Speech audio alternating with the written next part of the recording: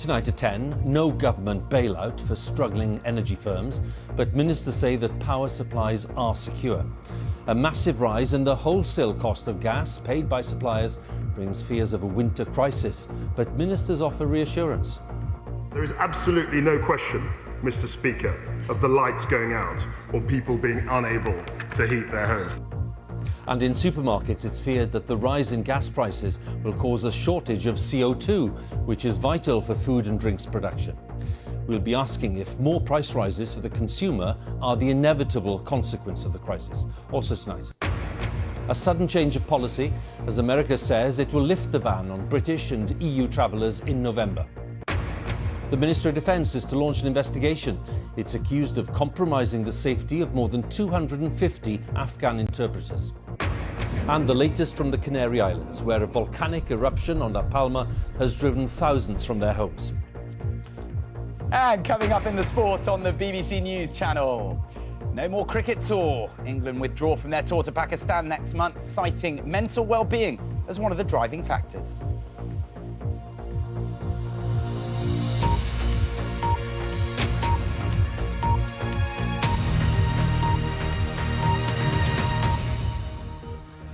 Good evening. There will be no bailout by the taxpayer for struggling energy firms, according to the Business Secretary, who's been holding talks with industry leaders today.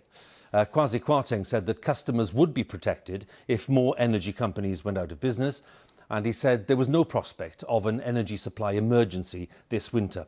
The growing crisis has been caused by a massive rise in the wholesale prices paid by the energy companies. The food and drinks industry is also warning that one of the knock-on effects of the situation will be more shortages in the shops. Our business editor Simon Jack has more details. The UK energy sector is in crisis. Dozens of small energy providers have already gone bust, and dozens more are not expected to make it through winter, as soaring energy prices leave many unable to deliver on price promises made to millions of customers who are encouraged to look for the best deals. Secretary of State. In the Commons today, the Business Secretary sought to reassure customers ahead of winter. We have sufficient capacity and more than sufficient capacity to meet demand, and we do not expect supply emergencies to occur this winter. There is absolutely no question, Mr. Speaker, of the lights going out or people being unable to heat their homes. He also announced a government-imposed price cap would be maintained, but that's one of the things creating problems for providers, as the wholesale cost of gas is miles higher than the retail cap. You can see here exactly what has happened to wholesale gas prices. They have more than tripled since the beginning of the year, rising 70% in August alone. That's the what. Why? Some global issues. There's been a surge in demand for energy as the world economy awakes from the COVID-19 deep freeze. International stockpiles are unusually low for this time of year. And Russia has been accused of withholding supplies to pressurise EU governments to approve a new pipeline into Europe, but some UK-specific ones too. We've had outages at ageing nuclear plants. We've had maintenance on some North Sea gas platforms. We had a fire knocking out a pipeline that brings in energy from Europe. And the wind hasn't been blowing, which means wind turbines are generating less, which means gas-fired power stations have to produce more. Many new smaller companies set up offering cheap deals, but unlike the bigger players, many didn't insure themselves against a price spike of this magnitude, leaving some of them now with bleak prospects. In the current market, as it is, we're not going to see it through the winter. If it gets worse, then that timescale gets shortened. I think ourselves, along with a lot of other small energy suppliers out there, need direct government intervention to be able to see it through the coming months. But the government said it will not bail out failing companies, but it will need to find a way to compensate the surviving firms for taking on millions of loss-making accounts. But what should you do if your supplier goes bust? There's a tried and tested safety net which protects customers and will move you to another supplier. That will be done automatically. There's nothing that you need to do yourself. So actually our best advice is to sit tight. It may take a few weeks for that to happen. We do advise people to take a meter reading, or even better, to take a photograph of your meter.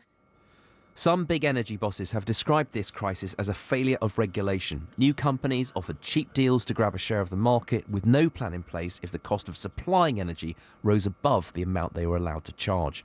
Later this year, the UK will host a key climate change summit. This crisis is also a reminder of just how exposed the UK energy system remains to the price of gas. Simon Jack, BBC News. The energy crisis is already having an impact on supermarket chains and their customers.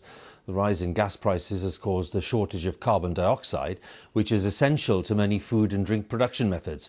And the industry is calling on the government to intervene to protect supplies of meat and fresh produce. Our business correspondent, Emma Simpson, has more details. This pig farm in East Yorkshire sends more than 1,500 animals a week to an abattoir for slaughter. They're stunned with carbon dioxide, but if that runs out, the pigs can't leave and the backlog will have to be dealt with. If government don't step in and sort this massive problem out, then basically these pigs here in this shed will have to be culled on farm and they'll go into landfill, and that to me is criminal. Here's the issue. Most of the UK's CO2 comes as a byproduct from 2 fertiliser plants in Cheshire and on Teesside. They've shut down because gas prices are so high, it's uneconomic. At the UK's biggest chicken supplier, they use CO2 in packaging to prolong shelf life and to stun the birds before processing. But the gas tanks will soon be empty. We are at a crisis point. We've got 4 to 5 days left and we'll have to reduce our production by 10%. How many chickens is that? Well, that's over 500,000 chickens a week. How long has the government got to try to solve this then? You've only got days and hours. The thing here is the government need to intervene, get these plants up and running and save Christmas and actually save the food supply chain. It's not just pork and poultry. CO2 is used everywhere in food manufacturing to keep stuff fresh for longer. For instance, ready-made pizzas, bags of cheese, it's in bags of salad, ready meals. Here's a naan bread, and of course it puts the fizz into fizzy drinks. Without it, there'll be shortages and food waste. It takes a lot of natural gas and CO2 to grow some of our fresh produce too, like these cucumbers under cover. Growers may have to shorten the planting season now the costs are so high. Growers are telling us that if the energy market doesn't stabilise or government do not provide some sort of help for the growing sector, that we may have to see an early finish to the UK season and a late start next year and replace this with imports. The government insists food won't run out. The industry is resilient, but the pressure's now on for ministers to find a solution to minimise further disruption to the food supply chain. Emma Simpson, BBC News. And there's more information for you on what this could mean for household bills and finances. Have a look at BBC News online, bbc.co.uk/news, and you'll see the links there to the relevant sections. Today's other main story now, and in a sudden change of policy by President Biden, vaccinated passengers will be able to enter the US from the United Kingdom and the European Union from November. The decision will end 20 months of travel restrictions brought in by President Trump.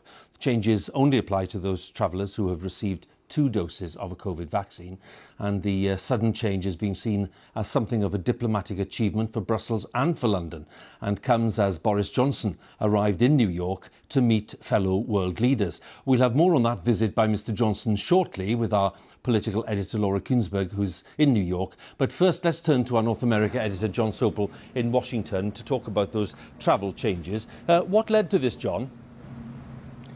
Huw, I think it came out of the blue for Downing Street and actually out of the blue for an awful lot of people in the White House. I think the expectation was any decision on this was still weeks away.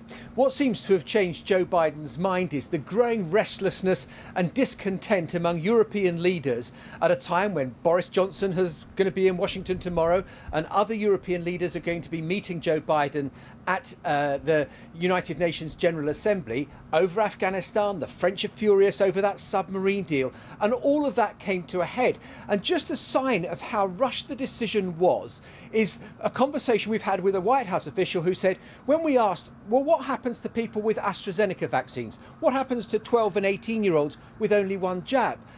The reply was, well, that's a granular detail we haven't worked out yet. Granular? That will affect millions of people. On the other hand, the British are confident they will get agreement on this issue. What clearly has happened today is that it is great news for the tourism industry, great news for tourists, but most particularly for all those people who've got loved ones in America who they have not been able to see since the travel ban was introduced last March. John, many thanks again. John Sopel there in Washington with the latest on those travel changes. Well, as the travel announcement was being made at the White House, Boris Johnson was in New York to attend a meeting of the United Nations. He's urging fellow leaders to sign up to a financial and environmental set of targets ahead of November's climate change conference, which is called COP26, which takes place in Glasgow. Now, as we mentioned, Laura Kuenssberg, our political editor, is in New York. Laura, what's at stake here? Well, Huw, it's a busy old day in New York, and there's been a lot at stake here for Boris Johnson. He's met a whole gaggle of international leaders today, but tomorrow all eyes will be on his one-to-one with Joe Biden, their first chance to eyeball each other in the White House. And his message to Joe Biden, as he's told us tonight, will be that the relationship is as good as it has been for decades between our two countries. But there are still tensions, of course, over Afghanistan and the pullout of troops from Kabul. But also the UK has been pushing America to give stronger promises on climate change, an echo of the message that Boris Johnson has been delivering at the United Nations today. And our report from just a few blocks away starts with some flashing images. An emergency unfolding, the point the Prime Minister travelled to New York to make. The United Nations meeting here is not united in how to slow down changes to the planet, how much to spend, how much carbon to save. We are close to the moment to start. Yeah. Boris Johnson's mission to try to push other countries into line. Everybody always agrees that something must be done. Saying something isn't enough for him. It's only chance that's put the UK in charge of trying to get global agreement this autumn. So success or failure is about political ambition as well as the planet. We have to grow up and take our responsibilities. I think we go through, a period of glorious indifference about the world. We've been through that. We've been through our childhood, if you like. We now got to realise that this is a problem that requires grip. The official international machine urges progress. Our world is challenged like never before. From climate change to conflicts to COVID-19, it would be easy to lose hope. But we are not hopeless. Yet what hope is there really when vast countries like China, India, huge emitters of carbon, aren't quite so keen? Strangely, this meeting really matters to Downing Street because of the next big international shindig at home, the climate conference in Glasgow at the beginning of November. The Prime Minister wants all countries, big and small, wealthy and less so, to make more dramatic promises to cut their carbon, and for the richer ones to put their hands in their pockets to help the others go green. Right now, he only puts the chances of that happening in time at 6 out of 10. So there's a real demand for Boris Johnson to create momentum here in Manhattan. But whose mind can he change? The outspoken Brazilian leader who's let the Amazon forest burn? Boris Johnson had vowed to tell Jair Bolsonaro to stop what's going on. But when they actually met, it looked rather friendlier than that. The Prime Minister urging the Brazilian to get the AstraZeneca vaccine. That appeared to have fallen on deaf ears. But every country here this week has its own political climate, every country its own interests too.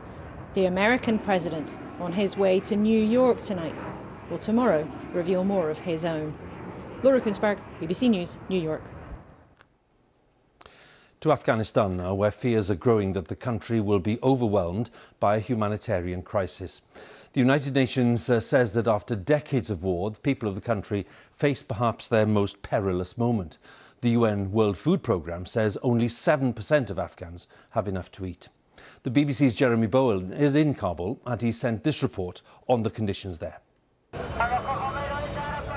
The struggle to live, to eat, to survive did not end when the shooting stopped.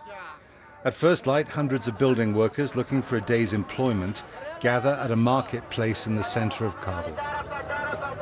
With their tools and without much hope. Afghanistan's economy is closing down. Millions live in poverty in a country that has received huge sums in foreign aid. These men rage about the fortune stolen by a corrupt elite in the last 20 years.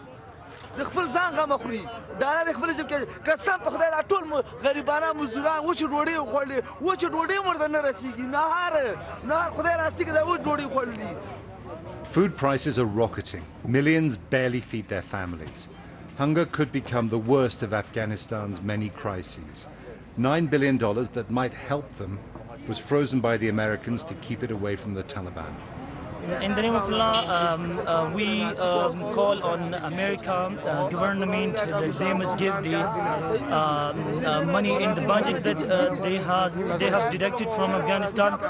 They must recognize our new government, Islamic Emirate of Afghanistan.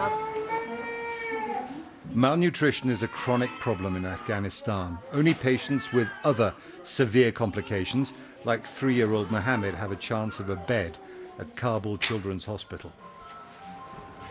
But more patients are arriving. The doctors said that was because the World Bank stopped funding village clinics after the Taliban victory. Life was never easy in Afghanistan. 7-month-old Mohammed Abbas is his mother's 4th living child. 6 others died at birth. Like all the other women in the corridor, she wanted to hide her identity. Not a new thing in Afghanistan, but under the Taliban, everyone is more cautious. Taliban fighters are highly visible in Kabul. Some here say security is much better now the fighting is over.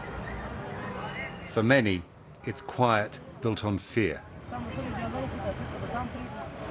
Countries that want to help Afghans but detest the Taliban and all that they stand for are in a bind. For people to earn money, to buy food, to look after their families, the Taliban needs to preside over a viable state. Now, for the Americans, the British, and all the other countries that fought the Taliban for so many years, that might be just too much, especially if the Taliban can then claim another victory. A community high above the city carries the scars of 40 years of war. So do the families who live here. This family is leaving for Pakistan. The mother, the only breadwinner, taught male students. The Taliban stopped her job and her younger daughter's education. They've sold their possessions. Leaving is still hard.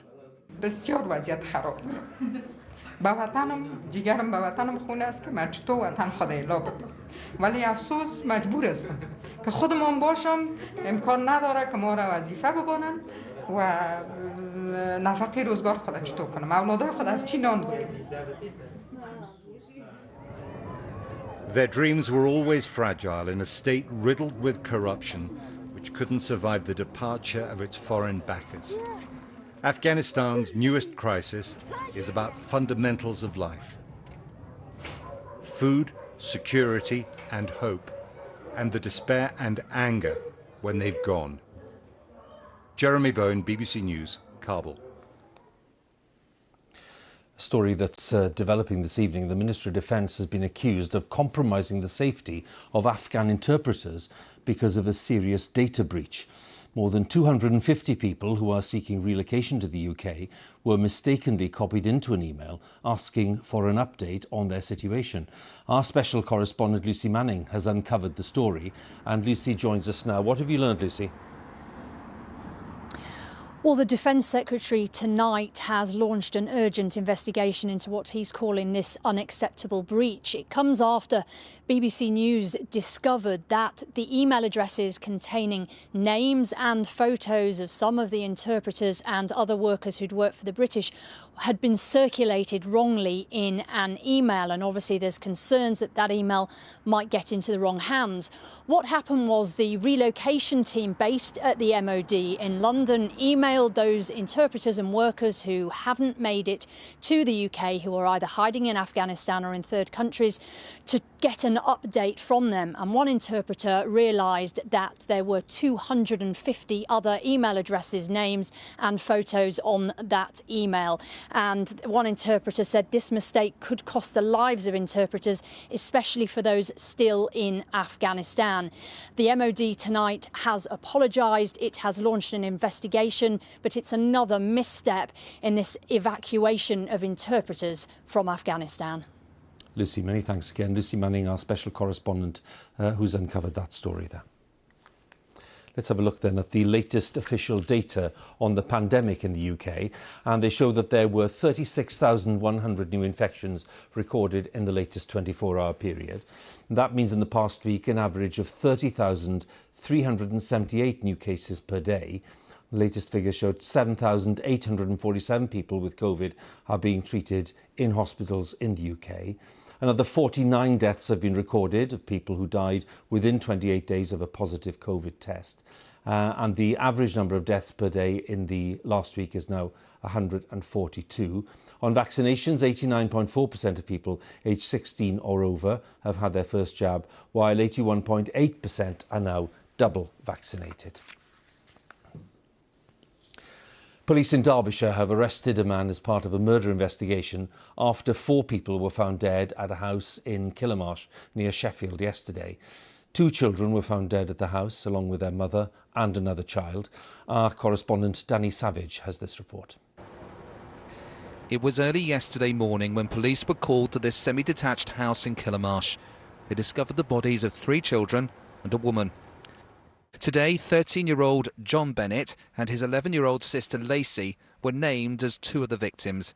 They are pictured here with their dad, Jason. I just don't know how he's going to even come through this. I don't.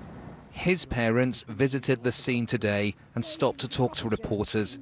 They are devastated at the loss of their grandchildren and are supporting their son. They're the most well-mannered children you'd ever meet. Yeah. As kids nowadays, they were well-mannered, they always remembered the manners, they always please and thank you. If you ever brought them a present, the first thing they did was go on Facebook and thank you. I don't know how we're going to manage without them. No. Jason Bennett said on Facebook, "Absolutely broken my heart into a million pieces. My beautiful boy John and beautiful daughter Lacey have been taken away from me. Their mum Terry also lost her life. Life will never be the same." Terry Harris, the children's mother, was 35 years old. The third child who died was 11-year-old Connie Gent from Sheffield. She was Lacey's friend, staying here on a sleepover. A 31-year-old man arrested yesterday remains in police custody as specialist officers continue their investigations. Danny Savage, BBC News, Kilmarsh near Sheffield. The voters of Germany go to the polls this weekend to elect their next government and to choose a replacement for Angela Merkel as Chancellor. During her 16 years in power, Angela Merkel has played a powerful and very prominent role on the world stage. Our Europe editor Katja Adler asks what kind of leadership Germans want after the Merkel era. Come meet Generation Merkel. They've known no other Prime Minister their whole young lives.